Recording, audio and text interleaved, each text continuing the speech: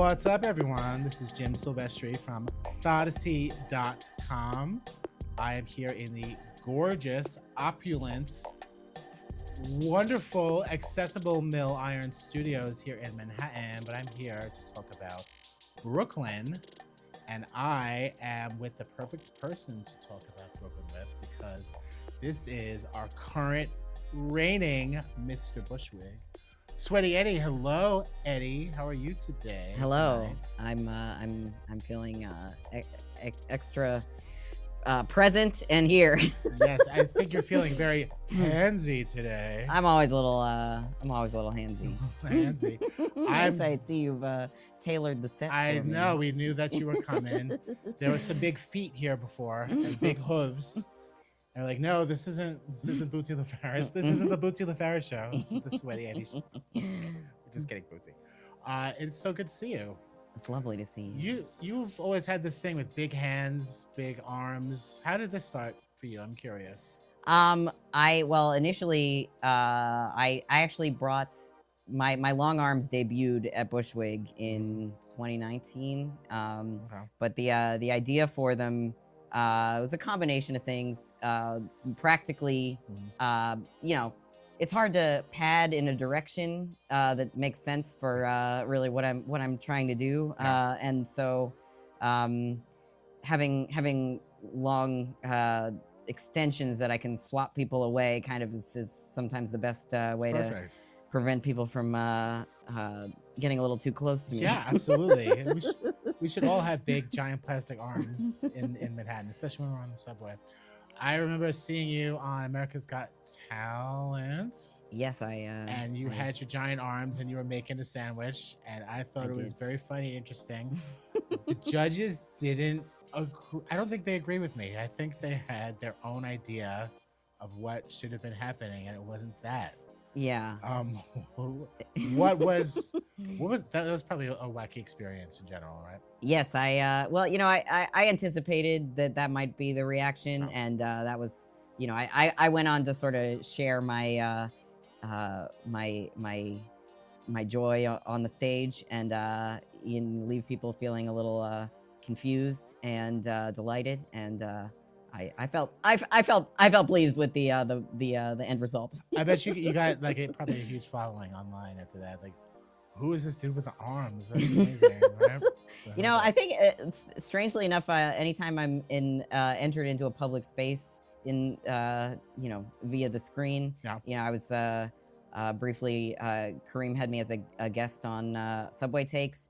The comments are usually sort of a half people who are aware of Sweaty Eddie, and then half of is this a real person? Is this a 19th century painting? So I got a lot of good roasts in the. My favorite is somebody asked if I noted my likeness to Tammy Brown and asked if I was Timmy Beige. So that's cute. That was an honor. That could work, actually. I can see that. Yeah, I can see that.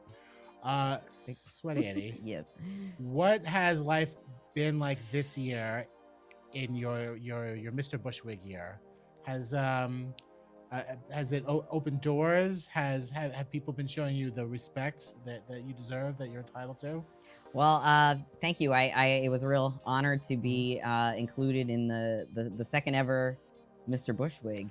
Right. So this is I take this honor very seriously to be representing a form of drag that it doesn't always people don't really always know what to do with it or how to receive it, and so to receive the crown of Mr. Bushwig has empowered me to continue my often confusing trajectory of what I feel compelled to bring into the drag space, which is I like to combine sort of world building and character drag, but one that can kind of shift into more traditional drag environments where the mere presence of it is kind of speaks for itself. So right.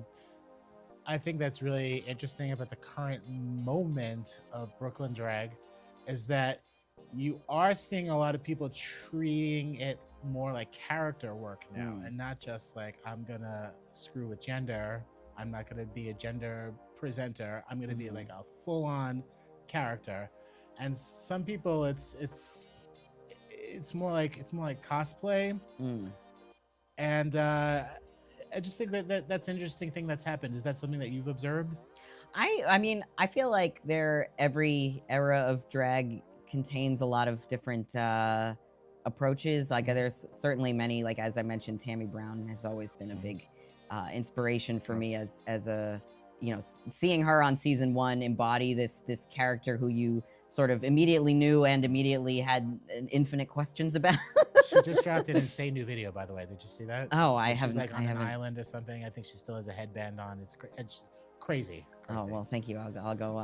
Yeah, go check it Yeah, out. I'll pull it up on my phone when I'm Yes, in she's the not area. from Brooklyn, but I feel like she is like an honorary Brooklyn personality, right? Well, to me, so much of what has been really special about Brooklyn Nightlife is the way that you're entering into this space where people want to see something that they don't normally see on TV, and they want to be surprised. They want to be taken on a journey. They want to see something that's clever and stupid at the same time, Yeah, and there's such a high standard for quality of entertainment, and that can take a form that might be, very lowbrow or very simple materially, but like the overall artistic effect is one that has a lot of depth to it. And so it's kind of the opposite of how the commercial world works a lot of the time, where a team of people need to really co-sign something before it comes into fruition, and there's not a lot of stages you can get as an adult, that's not connected to having being cast in something that somebody else wrote that has to be palatable, or already has gone through all these approval processes. You can really just get a lot of people's attention and command a room and play off of the people in the space, and it's like one of the very few spaces that can do that. Yeah, that's always been like a crazy interesting thing about drag, is that it's just you. It's just you. Yeah. You're planning everything. You are making everything. You're buying everything. You're totally in control of the whole moment, and that's kind of it's kind of a cool thing about watching Brooklyn drag in general, because people really take advantage of that freedom. Like sometimes it might blow up in their face, but other times everyone is like surprised and delighted, and it's great.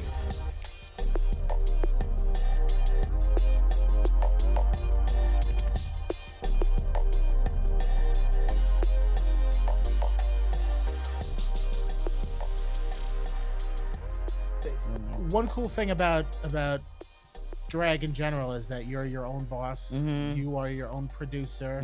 You're in charge of the whole damn thing. You are picking your outfit. You're picking your music. You're picking your props. You're picking which giant arm you're going to use that day.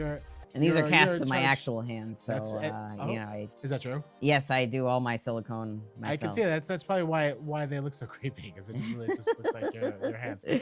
But you're in charge of everything, and whether it's a really successful and everybody loves what you did, or it's like a colossal mess and everyone hits their buzzer on the board.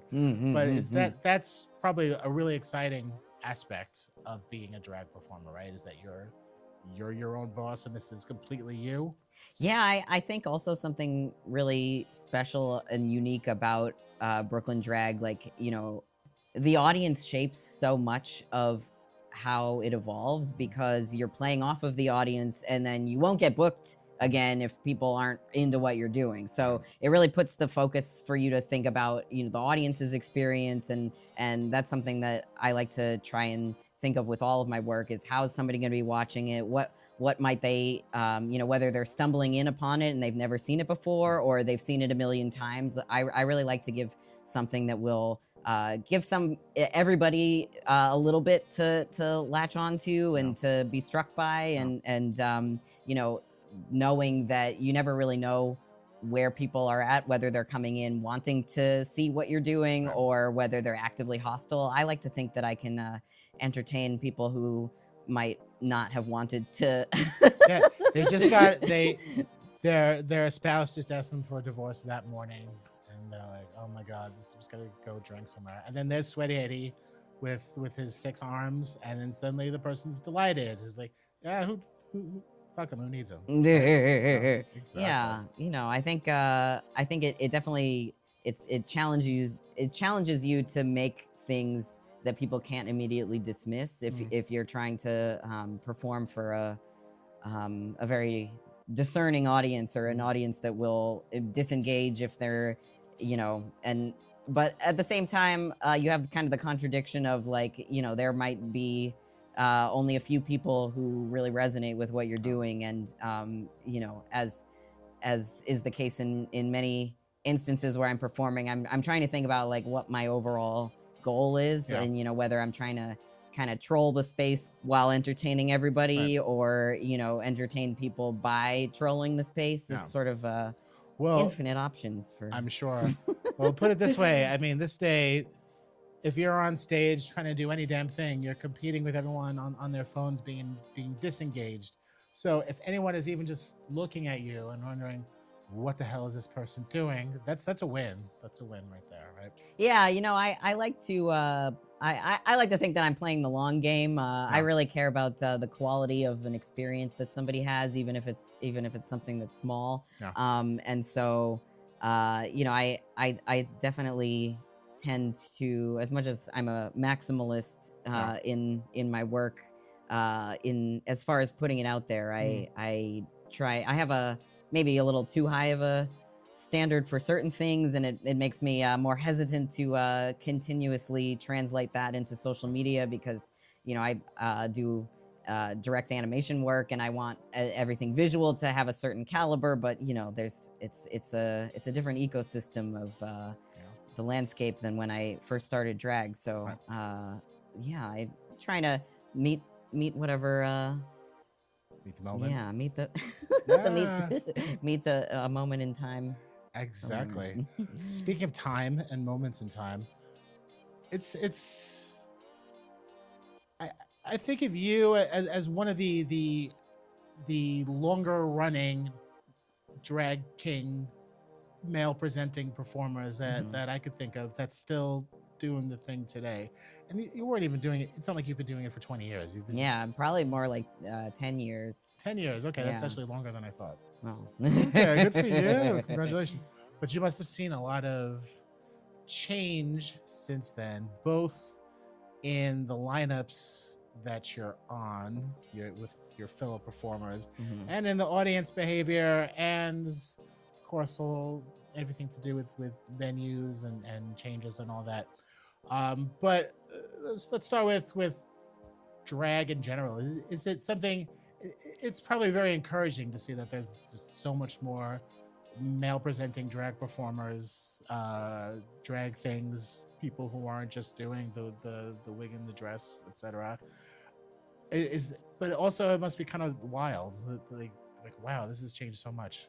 What are your thoughts on that? Yeah, I mean, it makes me think so much about, drag kings are not new, and a lot of people act like they're new because we have this sort of revisionist history of, now that a whole new economy around what the drag that's on TV has kind of cemented this idea of like, this is sort of the building blocks of queer art, and that's sort of like a retroactive vision of what the scene in the long history and legacy of kings being a part of nightlife. But there's also the added part of that, is that a lot of the history of kings have been attached to lesbian bars and queer bars that have not survived throughout different political administrations and economic times that have changed the demographic of who's going to the bar and what do they want to see and who's spending the most money, and all these things kind of contribute to the landscape of who gets hired for things, and so much of the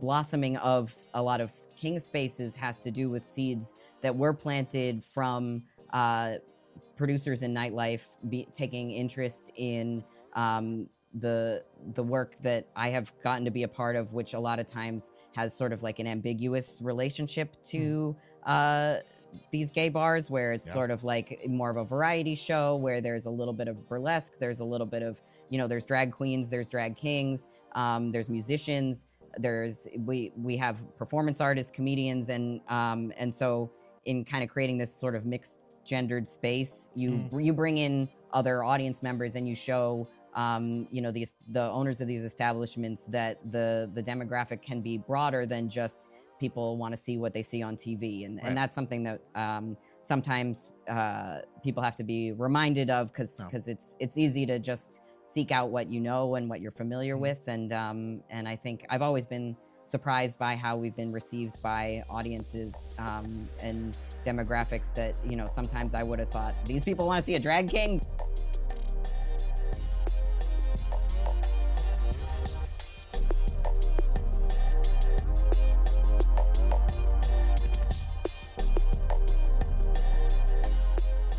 What do you think about I guess social media? You're more equipped to talk about this more than most people, because your multimedia is totally your thing. You mentioned earlier you make videos, animation.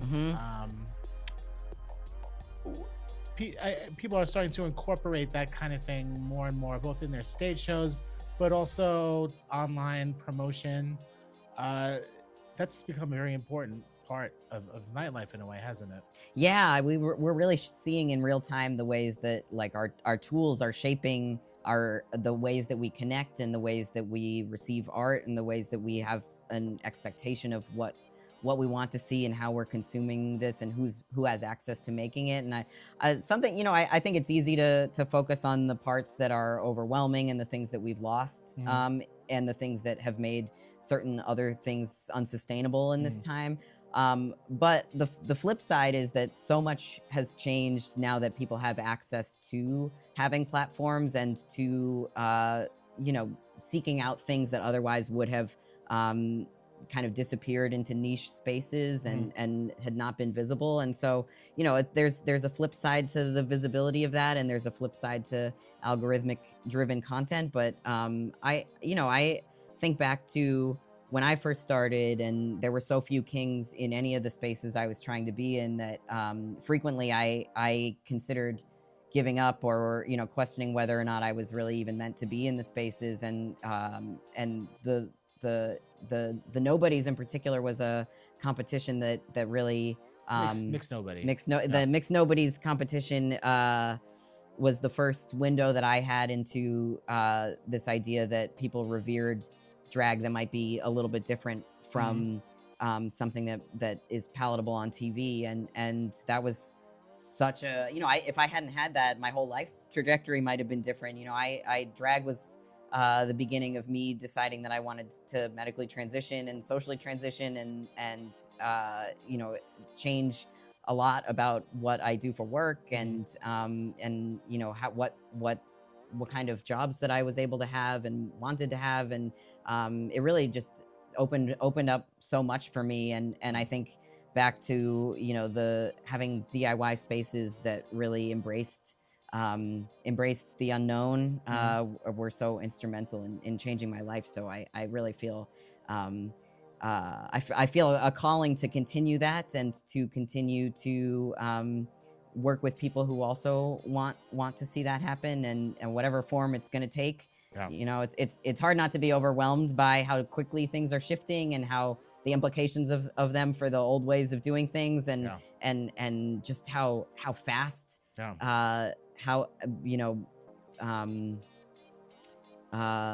people who are shaped by things in their youth might only seem like 5 years ago to me. And because I've been doing something that is like a trajectory of over the past 10 years.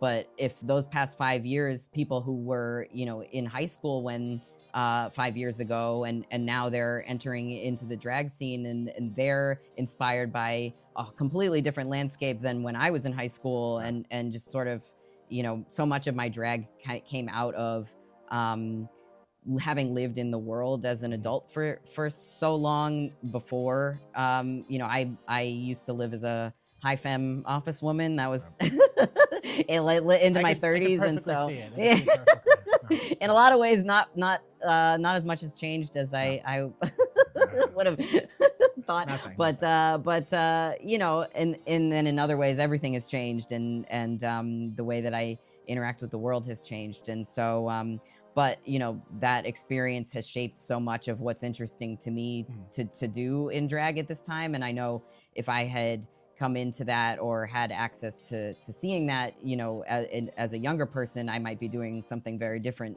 today. Right.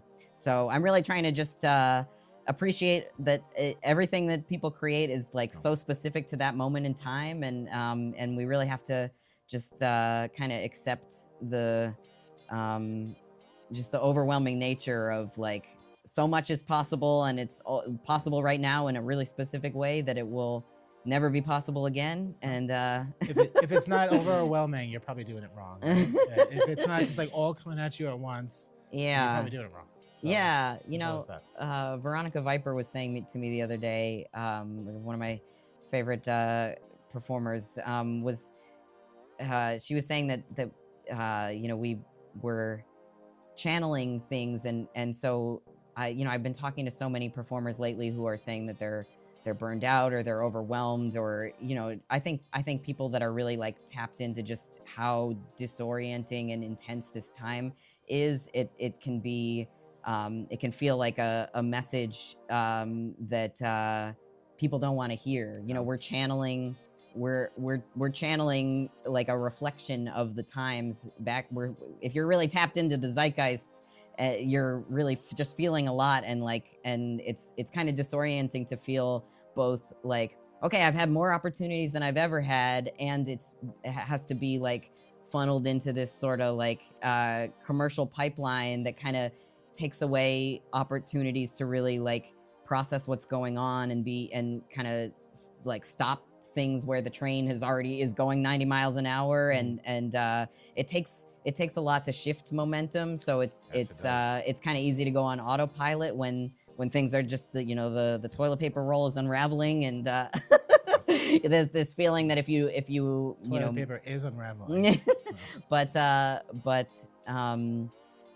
think to anybody who is feeling disoriented or maybe having a confusing relationship to motivation and time right now, that you know that is an indicator that you are in touch with things, and that your experience is very important, even though it's, you know, we're channeling messages that people, you know, that it might be really overwhelming to receive. Absolutely.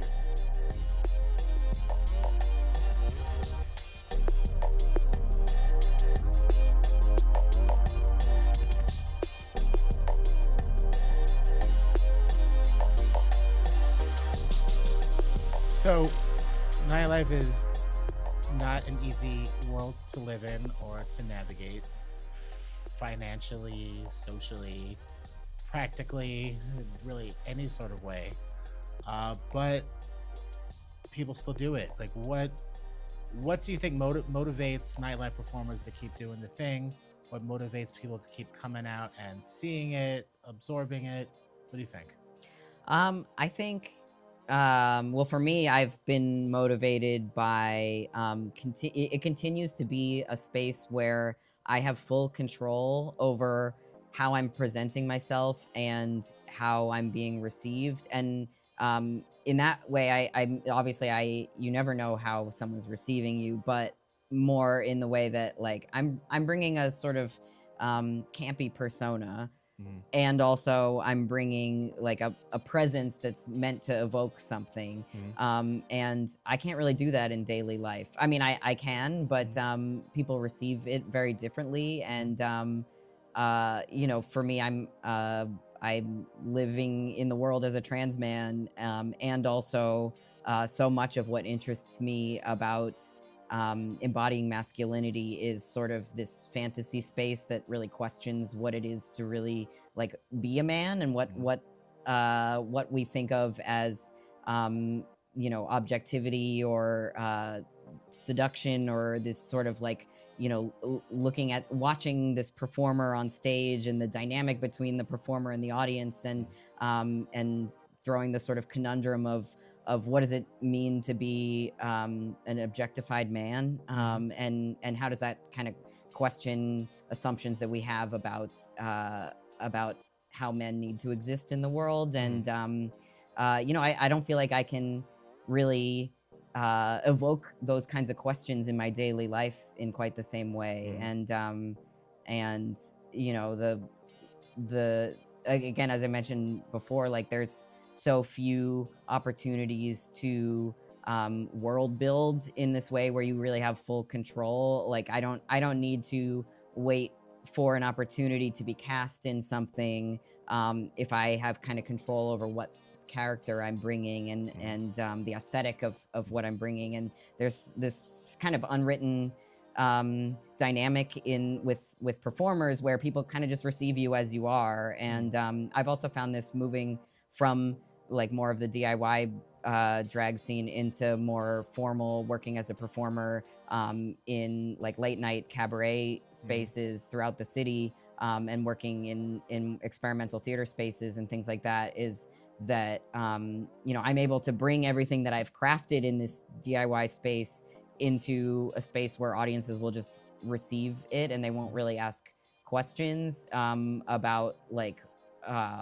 what it's meant to be. They kind of just accept it and take it as it is. And I haven't really found another space to be able to do that. I'm sorry, this is a really long answer to your question of why I think to have to interject a way of being into culture that we don't normally have access to. You normally need these very insular industries that don't really allow for other ways of being. It's interesting how all those dynamics play out in nightlife in a way that they probably don't in other fields. It's a little it operates in a more fluid way, for better or for worse. Absolutely. It's messier, but it has more potential and it's freer in its own way. When you're not working, do you still like to go out, have fun, go to the bars? I like to support other shows. I wish that I could more often than I try to go out as much as I can. But I really am very inspired by so many performers and producers who are might not have the eyes on them that they should, but they're creating just such incredible live experiences. Who's crushing it, do you think? Speaking of that, let's throw some flowers at people. Well, Uncle Freak is forever my my delightful, my fellow drag king, and also a performer who is so prolific in the burlesque space, who has high femme persona as Foxy Bella Freak, and then as Uncle Freak creates so many character-driven impersonations, and then also just some very classic drag king. I saw him do Eric Adams at $3 Bill. It was something. Yeah, he had that look down. Yes. it was memorable. What are some things that you'd like to see happen in Brooklyn nightlife over time? What would I love to see happen? Changes, or not even. It could be cultural changes. It could be just the way people are running shows, whatever. Or it could be like something interesting you'd like to see happen, some new element added to the mix, whatever. I would love to find more ways to bridge intergenerational spaces, because I have felt so inspired by older people that I have met in nightlife that feel connected to a time that I regard with such like admiration, and also the wisdom that comes from performing over decades. And also I am so inspired by younger performers who have a completely fresh perspective on the ways that they use media to create their art and connect to other people, and a sense of mission and dedication and a level of craft that can only have come out from having high definition cameras. Absolutely. Not not how I feel kind of stretched in between eras, and as somebody, I just turned 40 this year, so I'm thank you, I'm too old to be young and too young to be old, and I'm really I'm feeling very grateful to have existed at the intersection of so many really passionate people who have really give so much of their lives to this very inconvenient art form. That's actually something we were talking about. I was talking about with Marie. We were talking about how it's weird when you compare Brooklyn and Manhattan. In Manhattan, you have a lot of these girls have been around for like a decade. Not tons of new folks are being entered into the mix there because those girls are locking down those gigs and they're making money for the bars, and the bars are probably less are a little more hesitant to bring in new blood into the mixes, especially kings, other types of presenters. They just want to keep doing the thing that's making the money and they don't want to think about it. Whereas in Brooklyn, there's the old guard is kind of like swept aside. Like those people who really started to make Brooklyn drag happen just a decade ago. A lot of them are. It's not that it's a deliberate thing, but it's just things move a lot quicker and stuff is a lot younger in Brooklyn. New York City has a really unique nightlife economy, and so a lot of the gigs are, they're meant to be in spaces that get a lot of tourism, and I get to perform in a lot of those spaces because of I know a lot of queens in those spaces, and I also work at a lot of Manhattan venues. So there are instances where I will perform at gay bars where I kind of know who the clientele is and what they're mainly looking for, and I try to squeeze myself into that as much as possible. But that's very different from a venue that's going to be able to cater to a crowd that they're primarily promoting and pulling in from social media. That's going to bring a different demographic of a crowd. So I think a lot of it kind of unfortunately has to do with just sort of the economy of the bars and all about the Benjamins. All about the Benjamins. Still. Which that certainly is only really to say just that it's so arbitrary as to like what things can get platformed and how things can continue. There's incredible things that have figured out how to navigate and weather the storms of the economy, and there's also like incredible things that have been really specific to certain windows of time where there was just money in the economy that funded certain kinds of shows and certain kinds of audiences being in the space, and a lot of that also has to do with just sort of the overall zeitgeist of who's going out and what kind of messaging they want to see, and there's so many moving parts and there's so many factors, but I think Brooklyn has always had a lot of spaces that allowed DIY producers to create their vision. So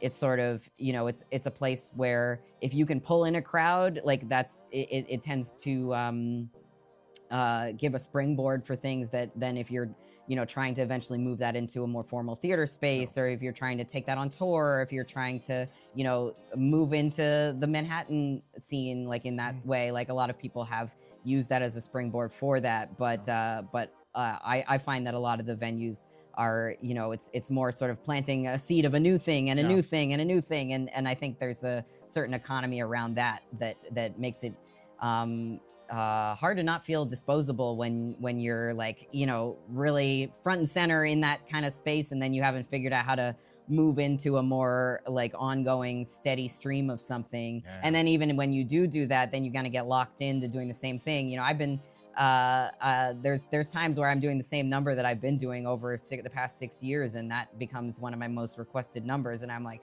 I don't want people to think I don't have any other ideas, but you start, but a lot of these like long-term performers will have kind of their signature numbers that they're known for, and it's a very different way of approaching performance art than like I'm gonna bring someone something new every time, and that's really hard to sustain over time unless you have some kind of like, you're in a residency, or you're developing something to do a run of it, and then you're going to do a run of it again next year. So I don't know. I think Brooklyn has always been a place that people can try new things and grow them, but it also kind of keeps you stuck if you haven't figured out where you are trying to go from there, because the turnover, is turnover is a big deal. It is. but stars are being made. Yeah, stars everywhere.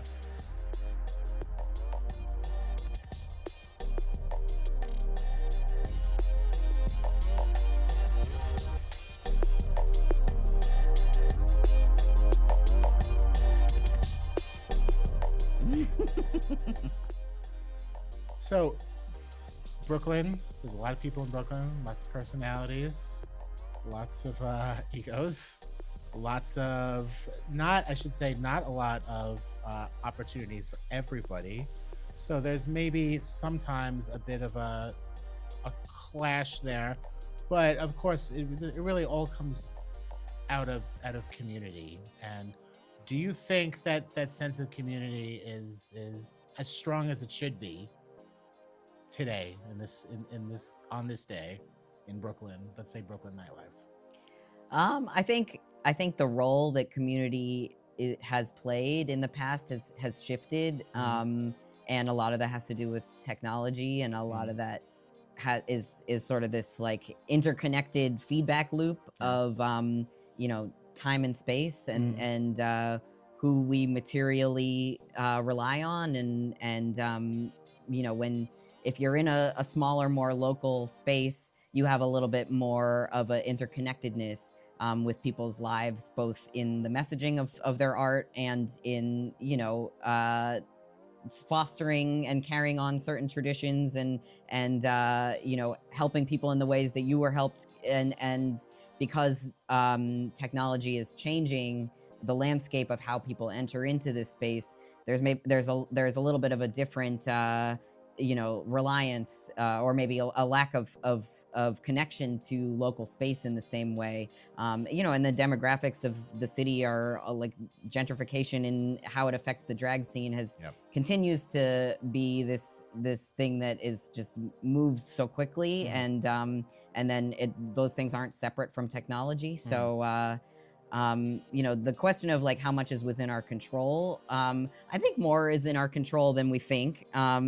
And I guess it's my hope that producers are thinking a little bit about the sort of the big picture of what when they're crafting shows, you know, what kind of messaging is the foundation of what they want to be platforming, because we have so much power as producers of real life spaces.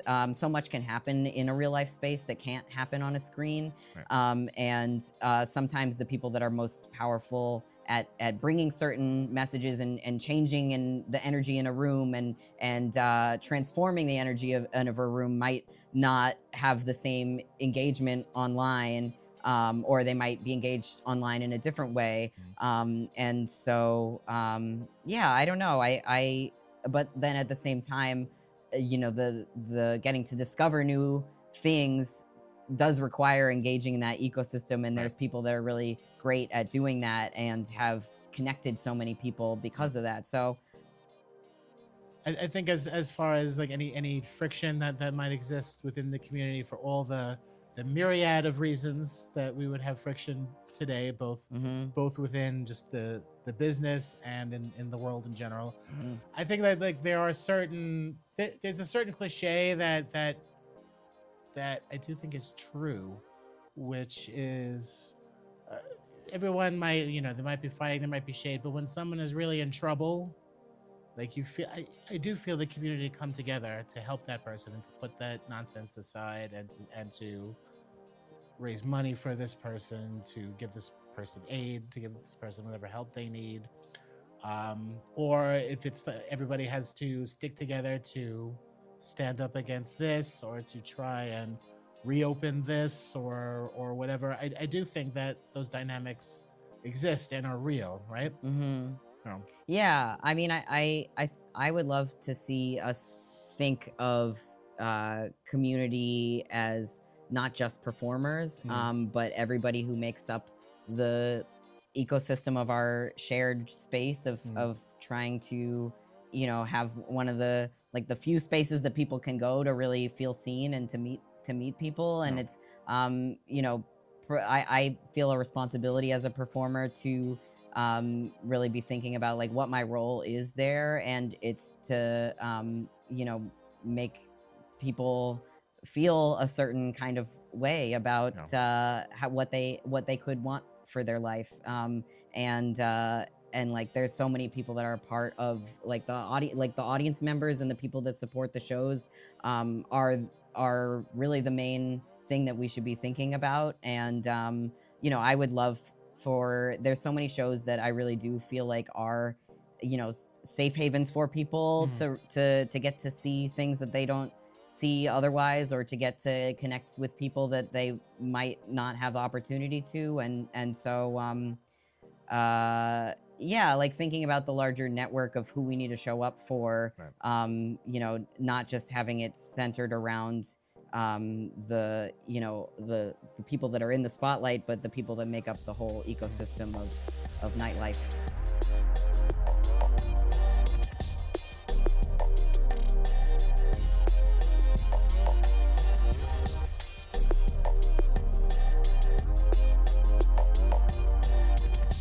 So this is very exciting. Brooklyn Nightlife Awards. That's a great thing. I know. It's like I feel like I closed my eyes and I was at the 2019 Brooklyn Nightlife Awards. You remember the previous ceremonies, right? Yes, I was nominated, and God Complex is our current reigning Drag King of the Year, which I believe was the title. I bet that gave him a real complex, I think. No, very well deserved. But it is funny to reflect on how young we all were. Yes, well, I was still old back then. I just got older. That's the unfortunate part about my story. It's cool to be acknowledged by your peers for what you do, right? Yeah, I think having I've worked in the educational media and educational television industry, and then in motion graphics, and I do visual effects, and so I have some context for how little recognition the people that make the things that we see around us every day that have such impact on us. Like there's so few opportunities for the people that really make the magic that moves us in our artistic landscape to get recognition. And especially a lot of visibly queer people are not able to be on camera in obviously a lot has changed, but the ways that you're able to be on camera still kind of require you to fit a certain narrative or to fit a certain trajectory. And I would love to see us have more chance to acknowledge people that do so much to bring such evocative and really just like excellence into our culture, and in a way where like we know all the work that goes into it and all the sacrifice that comes with it, and to really to have a voice in offering honor for that as a unique thing. Absolutely. What is the Brooklyn nightlife-ness that should be celebrated at an award show? Like, what are the qualities and traits that scene, that community is bringing that specifically needs to be celebrated, that would be different from like Oshkosh, Wisconsin Nightlife Awards, Yeah, I mean, I think New York is really a unique city in that there's so many nightlife workers in all aspects because there's so much nightlife here, and there's so much tourism here. There's so many different demographics of people who go out, and that's so built into the lifestyle of New York. And so to have a space where it's like the people who work in nightlife for the people who work in nightlife, because so many of us work, in many industries professionally where we have such a high level craft that's required of us to do this work professionally. Getting to do things that are our own platform is a really unique thing. So there's so much incredible artistry and so many incredible,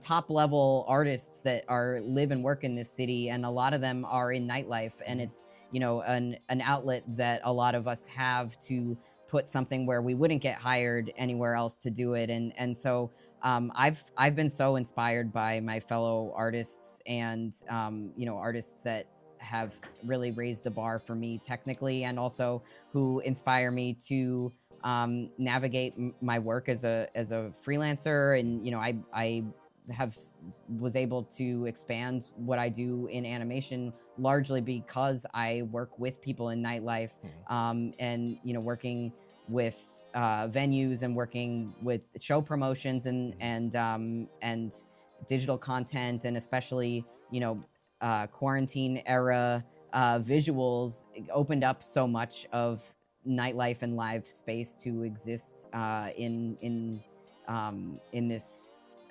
way where I was able to kind of reimagine what work could happen. And I know that if I hadn't been connected to so many performers who are reinventing ways of navigating the entertainment industry that really has no blueprint, so much of I think now that funnels and paths have emerged, a lot of people are following those, but people are still really doing their own thing. I'm very inspired by performers like Miss Mamshi, who has really crafted so much of her world building and brings such a level of excellence, but she can tailor that to so many different avenues and to really elevate that in her own way. That's definitely something that inspires me.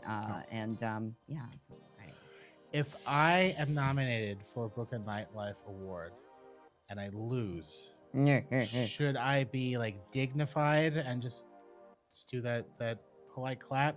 Or should I just be like a diva, maybe start some fights, take the brick? I can't hit anyone with the brick, I go to jail. But throw it at the window, maybe, and just cause a scene. Well, I have a styrofoam version of the brick, so I can Oh, I perfect. can make I'll do you that. Yeah, I don't I'm not really big on I am a Capricorn, but I'm not big on competitions myself. They always fill me with a lot of anxiety. Yeah, I just I think there's no metric to really assess something so nebulous as it is. So I never take winning or losing anything as any indicator of anything in particular. But I think well, obviously winning for sure.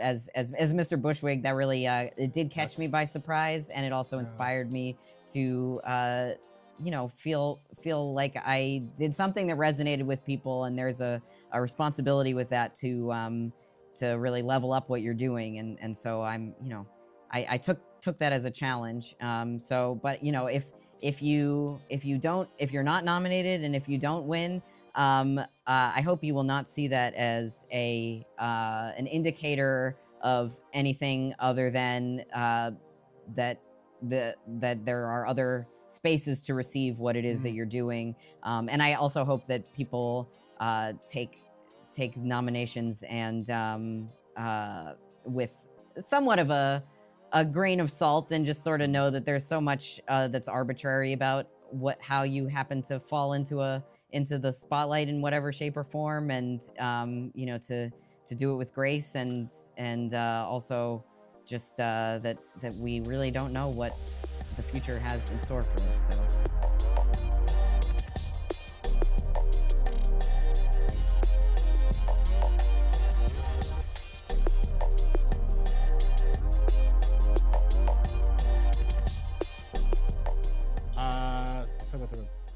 It's going to be interesting to on Brooklyn Nightlife Awards night to have all these bitches in the same room, all doing their own thing, all with their own style. It's probably going to be visual overload for people. It's all those looks. It's going to be fierce looks. That I'm sure about.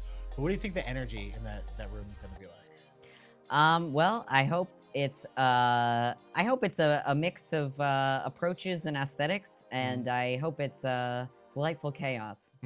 That's kind I of what like I that. always hope for. So Delightful Chaos is Brooklyn in a nutshell. What do you think about Brooklyn nightlife that you would like to see stay the same forever? What should never change about Brooklyn nightlife? I think I think Brooklyn nightlife should stay messy and brilliant in and irreverently stupid in the ways that it needs to be, but responsibly poignant. I think that's reasonable. I agree. Those are the things that need to stay the same, and I think probably will. I'm pretty confident about that. Yeah, I think hopefully we have no control over that. We don't have control, but we can cause a scene if we need to. Okay. Well, I can't wait to see you at the Brooklyn Nightlife Awards. And I can't wait to see you. Yes, I'm going to be wearing probably the shirt. It's a beautiful shirt. Thank I you. love the two-tone. It matches my glasses, yes, which you told me I didn't realize. So, last question. Besides me, who is an amazing, important celebrity you want to see at the Brooklyn Nightlife Awards that might show up as a surprise? Well, as the king on everybody's minds, I have to say King Molasses. The really Fantastic performer. raising the bar for drag kings everywhere. So Best drag beard ever? Is that possible? Best beard, I think. oh yeah, Really strong well, beard. Yes. King to find a Molasses, if competitor. you come, you got to bring the beard. I'm sorry. Sorry. This was so much fun. Thank you. It is always a pleasure to speak to the amazing and talented Sweaty Eddie. The honor's Mr. mine. Bushwick, current reigning. Be seeing you at the Brooklyn Nightlife Awards. I will be seeing all of you at the Brooklyn Nightlife Awards. My name is Jim. Check out Thodacy,